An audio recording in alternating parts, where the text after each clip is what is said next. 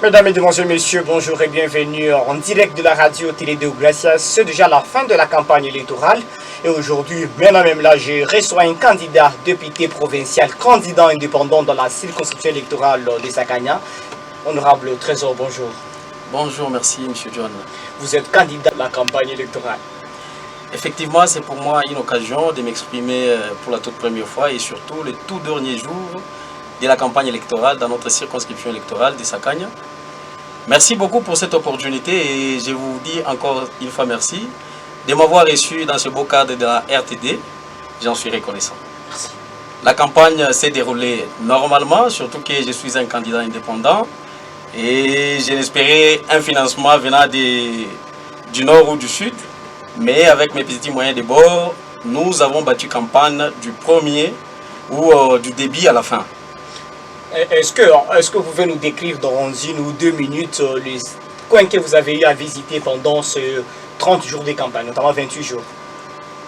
Comme de coutume, un candidat qui se déclare candidat dans une course à la députation, il doit parcourir toute sa circonscription électorale et c'est ce qui a été fait.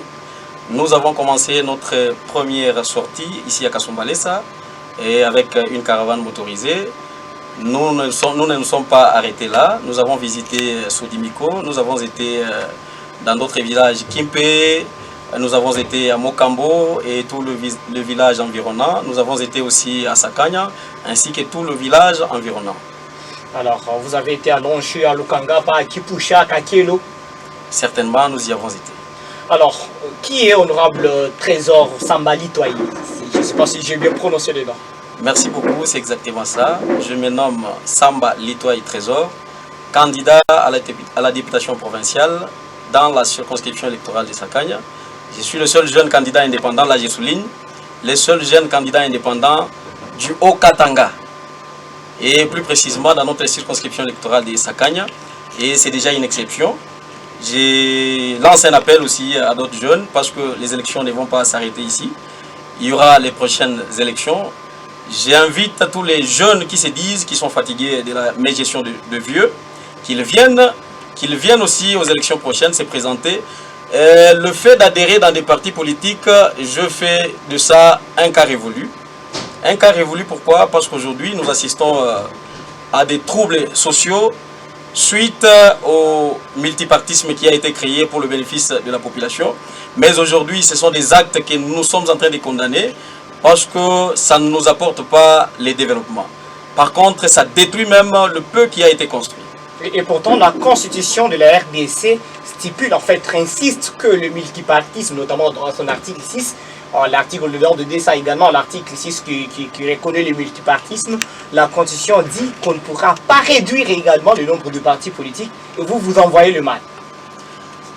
En fait, dans l'esprit du législateur, c'était pour que chaque citoyen ait cette possibilité de créer son parti politique et cela au bénéfice de la population. Mais nous sommes en train d'assister au théâtre ici, sur terrain. Vous verrez que celui qui porte le maillot noir ne sait pas supporter celui qui porte le maillot bleu et c'est déjà un problème. Ça ne m'a pas du tout inspiré. Je me suis dit, je vais m'engager dans cette course en tant que candidat indépendant parce que je ne vais pas suivre les idéologies des partis politiques ainsi que des, comme on les appelle, entre guillemets, autorités morales. Alors, vous, en tant que candidat indépendant, c'est quoi votre philosophie? Pourquoi la population de Kasumbalesa, de Mokambo, des Lonchi et des villages environnants doivent vous faire confiance? Il y a de quoi déjà me faire confiance, M. John, parce que la voie que j'ai choisie, elle est tout à fait différente des autres. C'est déjà une différence que j'ai marquée sur la scène politique dans notre province du Haut-Katanga et précisément ici dans notre territoire de Sakanya. Chose que même les grands hommes politiques qui prétendent de se déclarer ainsi n'ont pas pu faire. Je me suis lancé avec les soucis de représenter valablement mon peuple, qui est celui plutôt de notre circonscription électorale de Sakanya. C'est quoi le mal que vous avez vu dans le parti politique? Est-ce que c'est seulement le fait notamment d'avoir l'autorité morale, d'avoir le président du parti? Ok, Monsieur John, merci beaucoup. Je vais décrire cela en peu de mots. Vous savez, le parti politique ne sont pas mauvais au fait. Adhérer dans un parti politique, ce n'est pas un péché. c'est tout à fait normal, c'est un acte assez démocratique. Mais qu'est-ce qui m'a poussé à postuler en tant que candidat indépendant? J'ai vu que, avec la déception de certains partis, pas tous, de certains partis politiques, ça ne m'a pas vraiment inspiré de m'adhérer dans un parti politique X ou Y. J'ai dit, je prendrai cette décision, j'aurai le peuple derrière moi comme soutien. Je ne voudrais pas adhérer à des partis politiques pour suivre leur idéologie. Vous voyez, avec les partis politiques, M. John, le parti politique, quand on le crée, il y a toute une philosophie et une idéologie. Et c'est sur base de ces deux que ces partis ou ces militants doivent marcher. Je me suis dit, avec ma philosophie, comme vous l'avez dit ici, ma philosophie de postuler en tant que candidat indépendant, ça ne sera pas cohérent d'adhérer encore dans un parti politique qui aura une autre idéologie. Mon idéologie, c'est laquelle? C'est celle d'être présent dans l'hémicycle. Soulignez bien ça, d'être présent. Je sais pourquoi j'ai dit ça. D'être présent, nous avons eu à élire d'autres représentants qui, jusqu'au jour d'aujourd'hui, à la fin du mandat, on ne les connaît même pas de nom. Pourquoi je dis ça? Il y a certains candidats qui se sont présentés aux élections de la fois passée, à tous les deux niveaux, c'est-à-dire au niveau provincial et au niveau national. Ils n'ont pas arrivé à siéger dans toutes les deux assemblées. Et c'est tout à fait normal. Quand vous postulez à des niveaux, vous serez élu, et que vous êtes élu doublement. Ce qui est vrai, ce qui est sûr et certain, c'est que vous serez présent dans une des assemblées. Et vous serez aussi absent dans une autre assemblée. Et par conséquent, ce candidat qui a été doublement élu fera les choix à la place du peuple. Il prend la personne qu'il trouvera honnête selon lui, ou qui sera capable de représenter le peuple selon lui, et mettra cette personne à sa place dans une des assemblées. Cette personne, ne sachant même pas le vrai souci du peuple, ou des électeurs qui ont élu ces candidats-là, cette personne se mettra dans l'Assemblée nationale n'ayant quoi dire, n'ayant quoi réclamer, parce que lui-même ne maîtrise même pas le problème du peuple qu'il prétend représenter. Et le peuple pour qui il est là ne le connaît même pas de nom. C'est déjà un problème.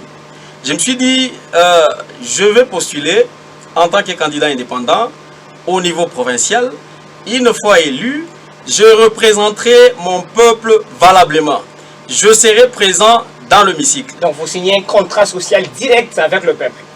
Tout à fait. Ça, c'est un contrat direct avec le peuple parce que je n'ai pas un dictat politique à suivre. Je ne suivrai que le besoin de la population, le cri de la population, le faire parvenir dans l'hémicycle et de pousser le gouvernement à agir le plus vite possible. Alors aujourd'hui que la CENI a organisé les élections en se penchant plus sur la question du seuil du parti politique en favorisant le grand parti politique et que vous y allez comme candidat indépendant, est-ce que vous connaissez les difficultés auxquelles vous allez faire face? Monsieur John, je me suis donné ce devoir de ne ni regarder à gauche ni à droite. Mais je me suis fixé des objectifs et parmi les objectifs, c'est celui de représenter valablement le peuple parce que c'est de ces peuples-là qu'il s'agit. Et quand on parle des élections, on voit les électeurs. Et les électeurs ne sont pas les partis politiques, monsieur John. Ils sont membres de partis politiques. Ils sont, bon, c'est pas tous les électeurs qui sont membres des partis politiques. Quand on parle des électeurs en général, c'est tout détenteur d'une carte d'électeur. Alors, qu'est-ce que les électeurs doivent faire en ce moment? C'est le moment le plus crucial des élections en fait. Nous tendons déjà vers les élections. Dans 2 jours, nous allons voter. Et ici, je suis en train de sensibiliser la population de ma circonscription électorale. Ne tombons pas dans le piège du passé. Le piège du passé, c'est lequel? Ce sont les élections qui s'est passées sous l'achat de voix. Je viens, je vous donne un pagne, je vous donne un sac de farine, je vous donne un polo, je vous donne un chapeau et vous me donnez votre voix. La voix d'un électeur n'est pas une marchandise. C'est plutôt une valeur d'une validité de 5 ans. Et là, j'appelle tous les auditeurs qui sont en train de nous suivre en ce moment et ceux-là qui nous suivront dans d'autres cite, je l'ai dit ici, que cette fois-ci, nous devons voter utile. Et voter utile, c'est voter par rapport au profil du candidat, par rapport à ses projets, par rapport à ce qu'il aura à émettre comme édit dans l'hémicycle. C'est ces candidats-là que nous avons besoin. Nous n'avons pas besoin des candidats fantômes. On nous passe avec des gros baffles, des gros bruits, et on nous dit de voter numéro tel. Sans que ces candidats-là n'aient même pas une minute de s'exprimer pour qu'ils soient découverts par la population qu'ils prétendent représenter. Et ce sont des pièges à éviter. Chère population de ma circonscription électorale, soyez vigilants cette fois-ci. Ne donnez pas votre voix pour compromettre l'avenir de toute la population de Sakanya. Soyons vigilants, votons utile pour que ça nous rapporte maintenant le bonheur auquel nous sommes en train d'aspirer. Alors, mesdames, messieurs, c'est Trésor Samba Litoyi, candidat à député provincial dans la circonscription électorale de Sakanya, inscrit au numéro 228, qui dit ne pas vouloir adhérer dans des partis politiques pour représenter valablement le peuple. Vous l'avez suivi vous-même. Et si vous êtes élu aujourd'hui, à l'Assemblée provinciale, il y a déjà des groupes parlementaires qui sont gérés par le camp gauche, par telle ou telle autorité morale. Alliez-vous toujours refuser d'appartenir à un groupe parlementaire qui aura une autorité? Je me suis donné ce devoir d'être une église au milieu du village. Je ne vais aller ni à gauche ni à droite, je resterai dans mon costume, c'est-à-dire rester indépendant. Ce qui sera mal sera prononcé comme mal. Ce qui sera fait bien, et on applaudira. C'est pourquoi j'ai choisi cette voie d'être indépendant. Aujourd'hui, qu'est-ce que nous assistons? Nous sommes en train d'assister aux scènes selon lesquelles il y a un candidat X ou il y a un ministre X qui a commis des forfaits. Vu que les députés appartiennent dans une même famille politique, ce candidat-là n'aura pas cette opportunité d'élever les tons. Parce que ce monsieur qui a commis les forfaits appartient ou il appartient d'un regroupement politique et lui, il n'aura pas ce courage de dénoncer le mal. Cependant, une fois élu à l'hémicycle, je serai là pour dire non aux antivaleurs et applaudir à ce qui sera bien fait pour l'intérêt général de la population. Dans une démocratie comme la nôtre, ou à l'Assemblée provinciale ou à l'Assemblée nationale, parce que vous êtes au niveau provincial, bien évidemment, pour faire passer sa démarche, il faut l'aval, il faut les soutiens de la majorité. Comment allez-vous faire pour avoir la majorité qui va commencer à vous soutenir au niveau de l'Assemblée, afin que vos édits, vos propositions, vos initiatives passent? Ok, tout à fait, Monsieur John. Selon la configuration de notre politique en RDC, il y a toujours la loi de la majorité, ça je n'en disconviens pas. Mais il revient de dire ici que tout ce qui a été fait pour la population, tout ce qui est fait à l'intérêt de la population doit être admis comme tel. Et tout ce qui n'est pas à l'intérêt de la population, c'est pourquoi il y a cette possibilité même de défaire certaines lois. Alors, déjà, vous êtes devant une grande difficulté à l'Assemblée où vous n'avez pas un groupe parlementaire auquel vous allez appartenir. N'est-ce pas, vous serez comme un papier dans le zèle qui ne sait pas où se poser? Il y a déjà une jurisprudence la plus récente. Il y a eu quelques ministres qui appartiennent à la majorité parlementaire, qui est dans la même famille politique que ceux-là qui dirigent. Mais quand il s'agissait de dire la vérité, les autres députés l'ont désavoué. Et ça, nous avons vécu ça dans notre pays. La personne qui a commis un forfait, vous appartenez dans une même famille politique et vous n'arrivez pas à encourager ces actes. Et quand on pose la question qui sont contre, même les gens avec qui ils siègent dans la même famille politique, ils l'ont désavoué. Donc, il y a des réalités. Si la proposition va avec l'intérêt général de la population, ça ne peut être qu'accordé pour tous et surtout par la plus grande majorité. Alors, quelles sont les trois premières missions ou bien les trois premiers objectifs des Trésors Samba Litoyi à l'Assemblée provinciale? Une fois élu au niveau de l'Assemblée provinciale, en ma qualité de représentant de la population, j'aurai à jouer à l'intermédiaire, c'est-à-dire être au milieu entre le gouvernement et la population. Écouter les soucis de la population, le faire arriver à l'hémicycle et pousser le gouvernement à agir le plus vite possible, comme je l'ai dit. Et la deuxième mission sera celle d'être contrôleur. Contrôler quoi? Contrôler les actions gouvernementales. L'administration publique doit être contrôlée par les députés. C'est les députés qui sont les chefs budgétaires. Vous savez, quand nous parlons du budget de l'État, ces budgets-là ne viennent pas dans l'air. Ces budgets-là viennent du contribuable citoyen. C'est nous qui contribuons ces budgets-là. Et nous qui représentons maintenant le compositeur de ces budgets-là, nous avons le plein droit de contrôler. À supposer aujourd'hui, vous êtes à 4 dans une maison et vous payez un sac. Vous avez votre femme, vous avez 3 enfants et vous payez un sac de farine. 2 jours après, elle vous dit que la farine est terminée. Elle vous doit des explications. Nous sommes à 4 dans cette maison. J'ai payé la farine il y a 2 jours. Explique-moi un peu comment tu as utilisé cette farine pour que ça arrive à terminer dans 2 jours. Elle vous doit des explications. C'est ça la vraie mission d'un député en tant que contrôleur. C'est-à-dire, nous construire des écoles, c'est pas mauvais. Nous construire des routes, c'est pas mauvais. Mais le mieux serait de contrôler qu'est-ce qui a été alloué à ces travaux-là. Est-ce que ça a travaillé selon les normes? Est-ce que ça a travaillé selon le budget qui a été alloué? Nous pouvons apprécier aujourd'hui la route, le mérite qui a été construite par le gouvernement provincial. Et ce sont des actes assez louables. Parce qu'en y passant, nous sommes à l'aise. Mais il revient aussi à relever un défi. Combien nous a coûté cette route? Aucun député en fonction et saura répondre. Avant le lancement de travaux, le gouvernement provincial et les entrepreneurs qui étaient sur terrain, ceux qui avaient gagné le marché, avaient donné le budget global. Oui, les entrepreneurs, ils peuvent donner le budget global, tout comme le gouvernement par l'entremise de l'exécutif provincial.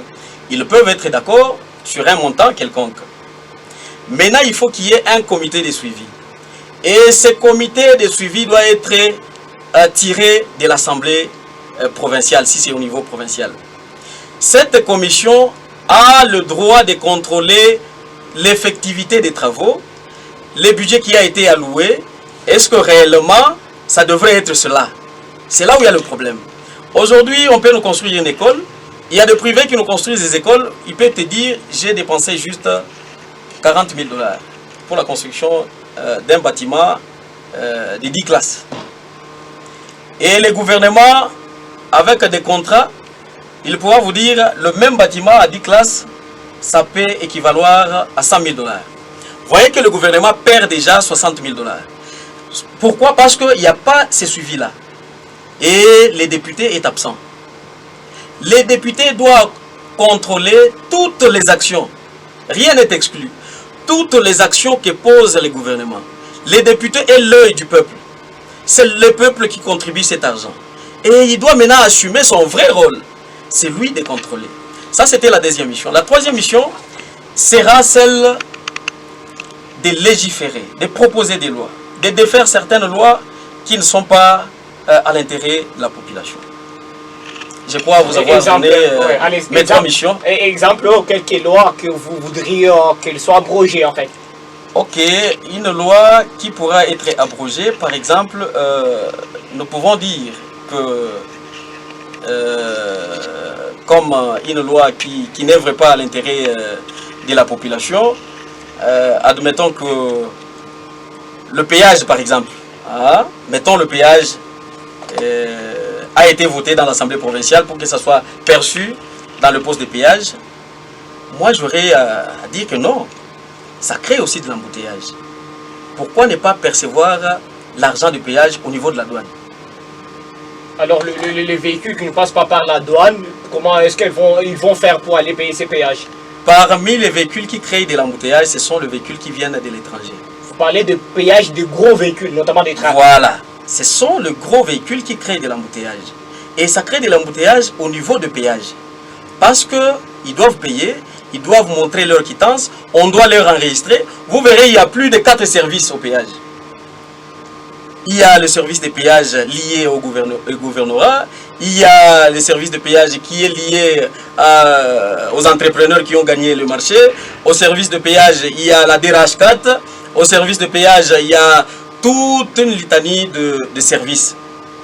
Et tout ça, ça freine les bons déroulements des activités au niveau du poste de péage. Maintenant, si le gouvernement pouvait penser que les paiements de péage doivent se faire au niveau de la douane. Aussitôt vous déclarez votre marchandise, inclusez directement, mettez directement votre agent de péage, et quand le camion va passer, c'est question seulement de brandir la preuve de paiement. Et ça va faciliter le transaction le plus vite possible de camions sans qu'il y ait assez d'embouteillage. Alors, avant de vous permettre de parler à la population, je voudrais savoir, aujourd'hui, vous réfutez le parti politique, vous ne voulez pas y faire partie, vous ne voudrez pas appartenir à un parti politique. Et à 4 minutes de cette émission, vous avez dit que les jeunes qui vont suivre vont prendre votre exemple. Et vous avez pris l'exemple de qui? Dire que j'ai pris l'exemple d'un député qui a été élu en tant qu'indépendant, il n'y a pas. Je voudrais marquer cette exception. Connaissez-vous un seul qui a été élu indépendant? C'est pourquoi j'ai dit je n'ai pas à copier. Parce qu'il n'y a même pas, jusqu'au jour d'aujourd'hui, un candidat indépendant qui a été élu. Ou un jeune qui s'est présenté aux élections en tant qu'indépendant. Il n'y en a pas eu. Donc vous voulez défier, vous, les lois déjà établies, vous voulez défier l'avenir, être le premier candidat indépendant qui sera élu. Défier la loi, c'est trop dur. Les lois, marquer la différence serait peut-être ça le terme.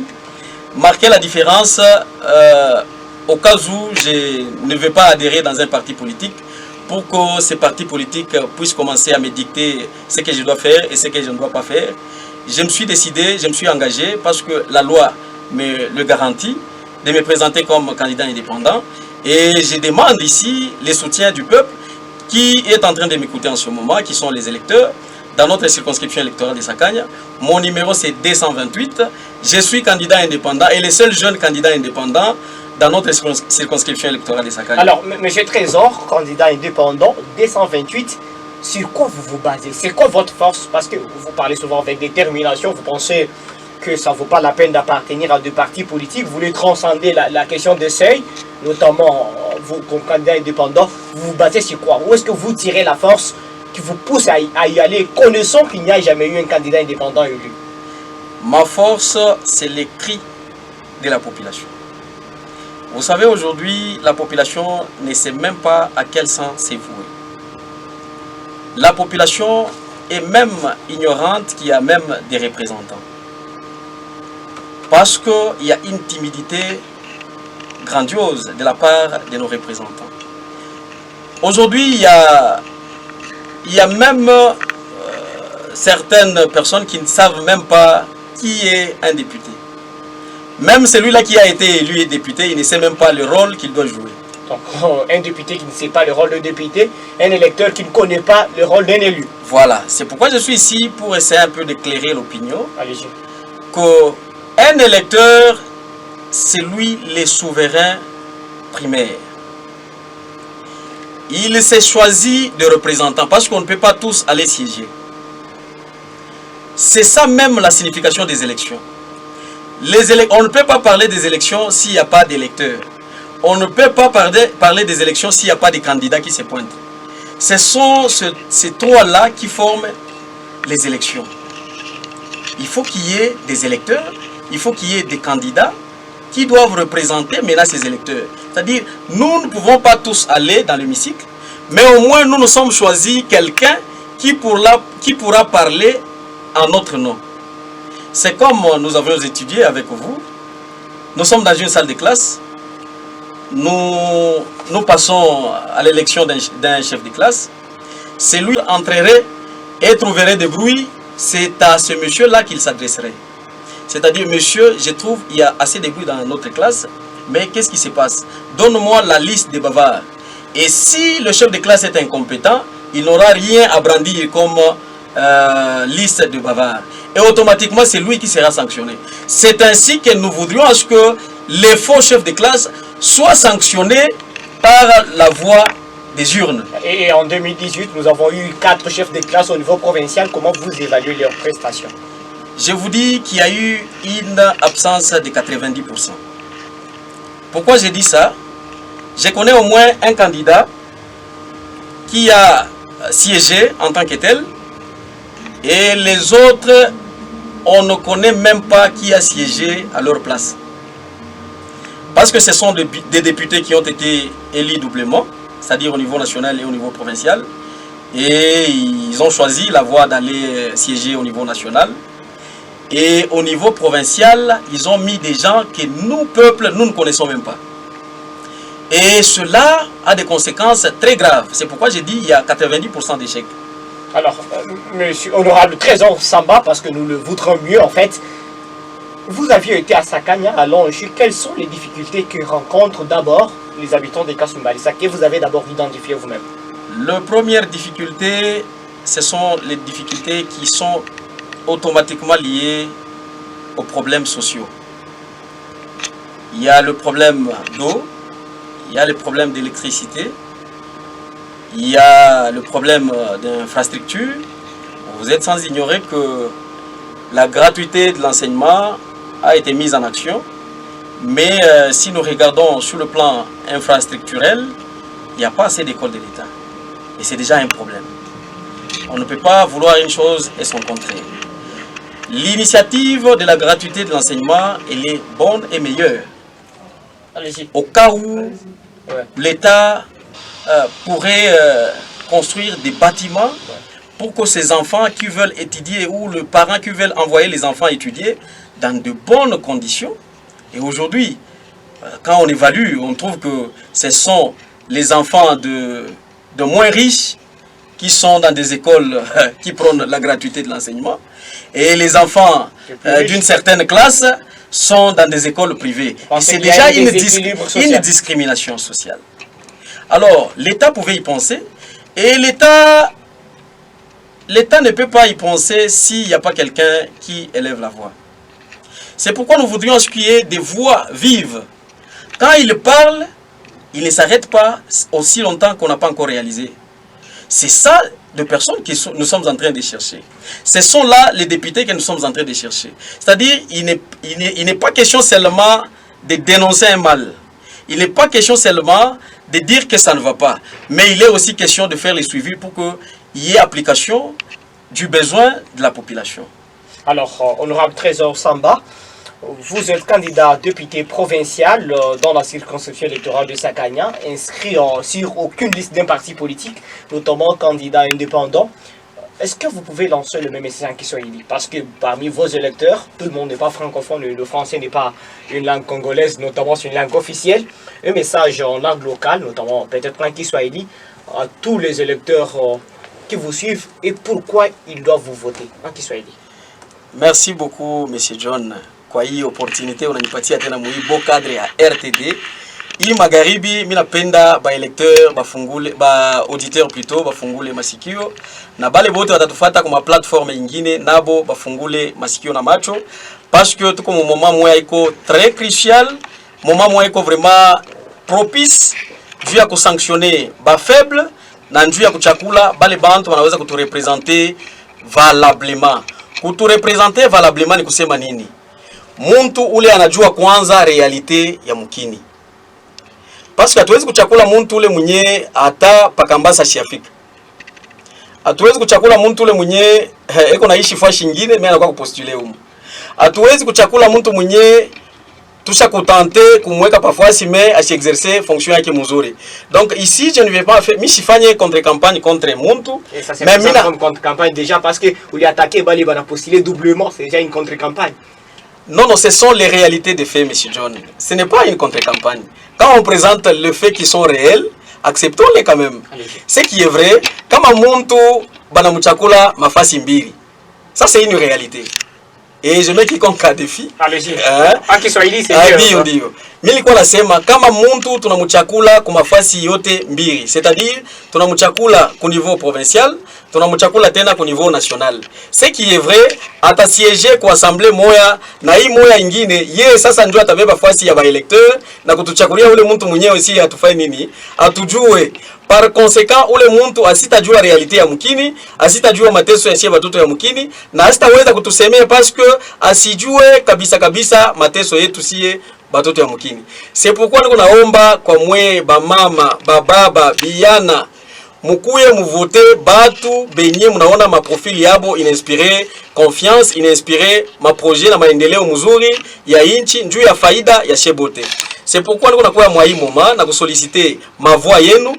Jina yangu ni Samba Litwai Trésor, candidat indépendant au niveau provincial, numéro 228. Numéro yangu ni 228.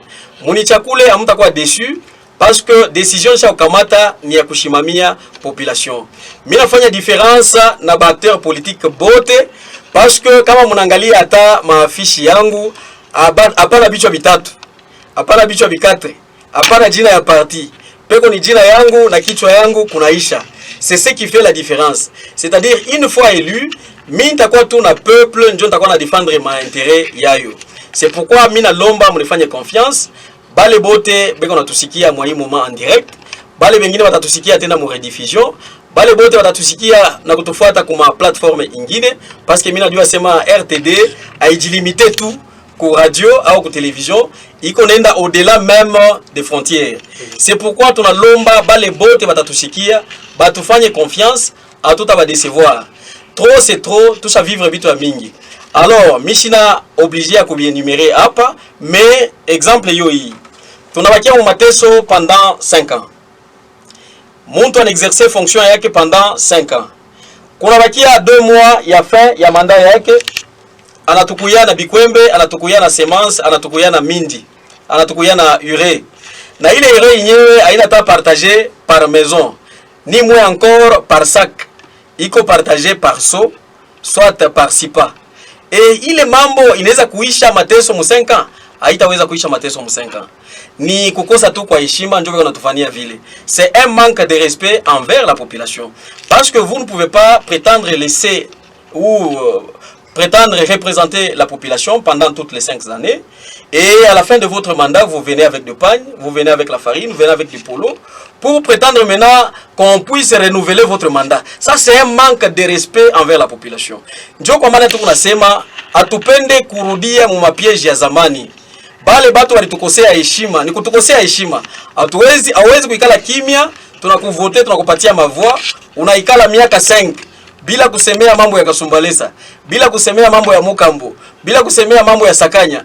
Epi huku kumwisho unatuletea mapolo, unatuletea bikwembe. Ndiyo, bantu wanaweza vala, wanaweza kula, me ni vya muda mfupi. Tunapenda ma initiative ya intérêt général ya kudumu, c'est-à-dire ya kufanya masiku ya mingi. Kama una milite juu ya kusema batusaidie bayenge mabalabala ingine, batu mingi batapitia amo. Kama una milite juu ya kusema baongeze ma transfo, itasaidia batu ya mingi et pour beaucoup de temps. Kama una milite juu ya kusema ba créer ma entreprise hapa, biana mingi itapata makazi. Angalia leo hapa Zambie kitumenase tu kufunga frontière. Ile siku ku batu wengine batalala na njala. Ile siku certainement ku batu wengine batalala na njala.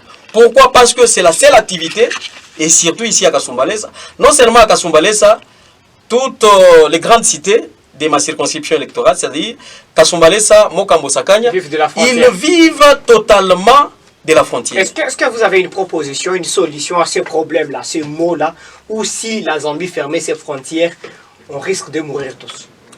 Voilà, ma proposition est celle-ci. Nous partageons la même frontière avec 9 pays. Et notre terre est trop fertile que la leur. Alors, comment se fait-il que nous pouvons toujours commencer à importer la farine, les denrées alimentaires de première nécessité? C'est très grave. En ce 21e siècle, nous sommes en train d'importer la farine de l'Afrique du Sud jusqu'à Colosie. C'est trop bas. Ça, c'est trop bas. C'est révoltant, M. John.